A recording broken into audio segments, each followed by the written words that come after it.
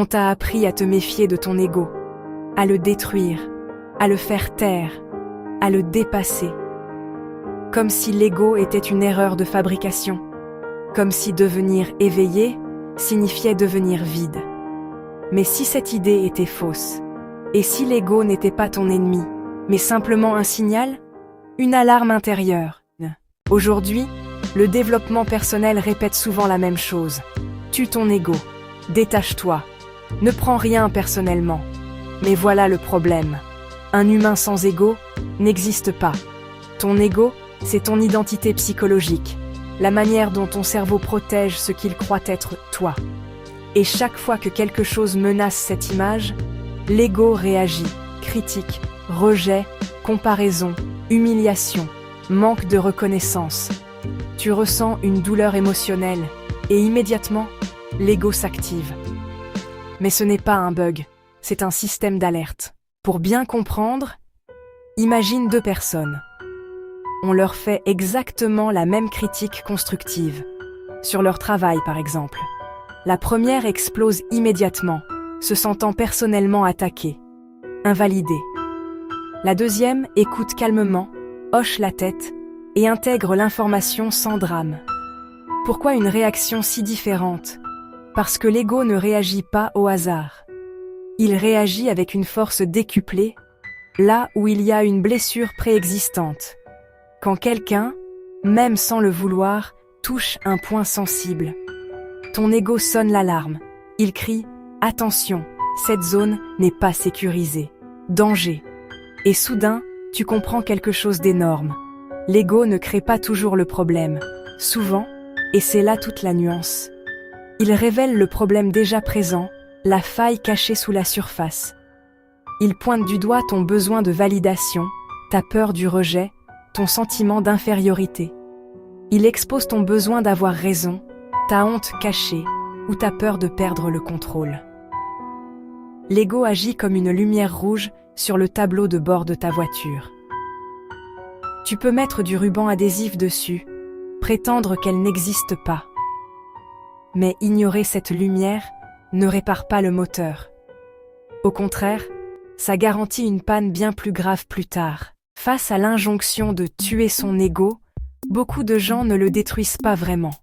Ils le déguisent, ils le cachent sous un nouveau masque, celui de la spiritualité. Ils deviennent spirituellement supérieurs, adoptant une posture de sagesse détachée qui n'est qu'une façade. Ils prétendent être détachés de tout, mais meurent intérieurement à la moindre remarque, obsédés par le regard des autres. C'est le piège du faux détachement. Ils disent « Je suis en paix, je suis au-dessus de ça ». Mais une simple critique sur les réseaux sociaux, un désaccord avec leur partenaire ou un feedback négatif au travail les détruit de l'intérieur pendant 3 jours. Le vrai détachement ne consiste pas à ne rien ressentir, à devenir un robot insensible. Le vrai détachement, c'est ressentir pleinement l'émotion, sans être contrôlé par elle. C'est l'observer sans la juger, la laisser passer sans qu'elle ne prenne les commandes. Tu peux avoir un ego, une identité, sans être esclave de ses caprices et de ses peurs. Tu peux entendre une critique, sentir la piqûre de l'injustice, sans exploser ni ruminer pendant des heures. Tu peux être ambitieux, vouloir réussir et créer, sans avoir besoin d'écraser les autres pour te sentir exister. Tu peux aimer être reconnu pour ton travail, apprécier un compliment, sans que ta valeur personnelle ne dépende entièrement du regard extérieur.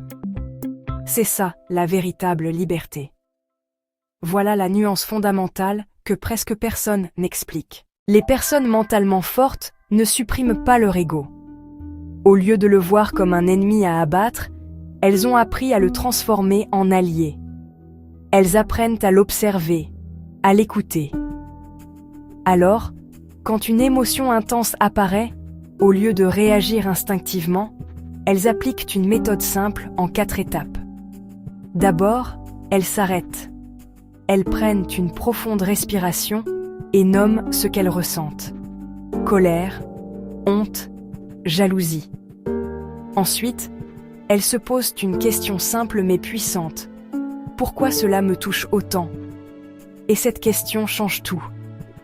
Parce qu'à partir de là, l'ego devient un guide. Une boussole intérieure qui t'indique précisément ce qui se joue en toi. La troisième étape est d'identifier le besoin ou la blessure cachée.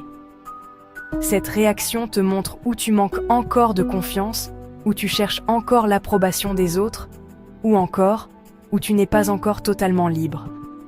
Enfin, la quatrième étape, choisir l'action juste. Ce n'est plus une réaction, mais une réponse consciente.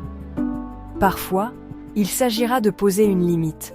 D'autres fois, de réparer une erreur ou simplement de prendre un temps pour soi. Petit à petit, tu arrêtes de combattre ton ego. Tu commences à comprendre ton propre esprit, à travailler avec lui. Et comprendre son esprit, l'accepter sans jugement. C'est peut-être ça, la véritable définition de la liberté intérieure. Peut-être que le but n'a jamais été de tuer l'ego. Peut-être que le vrai travail, c'est de ne plus lui obéir aveuglément.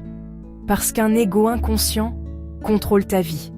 Mais un ego observé devient un outil, une alarme, un miroir, un professeur. Et le jour où tu comprends ça, tu arrêtes enfin de te battre contre toi-même. Si cette vidéo t'a fait réfléchir, abonne-toi à Obgentis. Ici, on ne nourrit pas juste la motivation, on apprend à comprendre l'esprit humain.